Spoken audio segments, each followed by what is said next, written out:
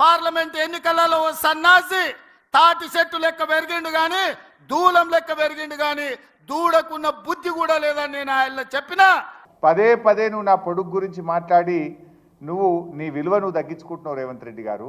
బంద్ చేయి, ఊకే అవి చిల్లర మాటలు బంద్ చేసి ప్రజలకు ఏం చేయాలనో ఆలోచించు. నేను తాటి చెట్టు అంతా ఎదిగినా అని మాట్లాడుతున్నావు. అవును ఎదిగిన, తప్పేమన్నా దేవుడు ఇచ్చిండు నాకు. నువ్వు వెంపల చెట్టు అంతా కూడా ఎదగలే కదా, నీకు దేవుడు గంతే ఇచ్చిండు. ఊకే దాని గురించి మాట్లాడితే ఏమొస్తుంది?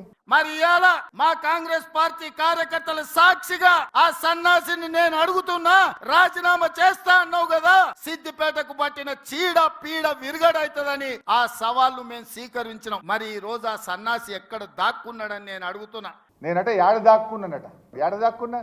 నీ గుండెల్లో దాక్కున్నా, నీ గుండెల్లో నిద్రపోతున్నా. నిన్ను నిద్ర పట్టనీయకుండా అనుక్షణం రుణమాఫీ గురించి గుర్తు చేస్తూ నీ మెడలు వంచి అలా సగం రుణమాఫీ చేయించిన రేవంత్ రెడ్డి, మిగతా సగం రుణమాఫీ చేసేదాకా కూడా నీ వెంట పడుతూనే ఉంటా. ఏడుంటా?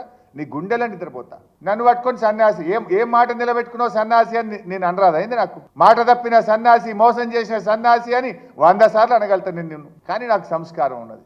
నువ్వు రైతు రుణమాఫీ చెయ్యి, నేను రాజీనామా చేస్తా అని సవాలు విసిరిండు. ఆయనలోనే నేను యాదగిరిగుట్ట లక్ష్మీ నరసింహ సాక్షిగా చెప్పిన 15 ఆగస్టు లోపల 2 లక్షల రూపాయల రుణమాఫీ చేసి తీరుతా అని మాట ఇచ్చిన మాట ప్రకారం 23 లక్షల మంది రైతులకు 18,000 కోట్ల రూపాయలు రైతుల ఖాతాలో వేసి రైతుల కళ్ళల్లో ఆనందం చూసినాం. ఎందుకు చిల్లర మాటలు మాట్లాడుతున్నావు? ఏ ఊరికి పోదాం? నీ కొండారెడ్డిపల్లికి పోదాంపా. డేట్ చెప్పు, టైము చెప్పు, నేను వస్తా.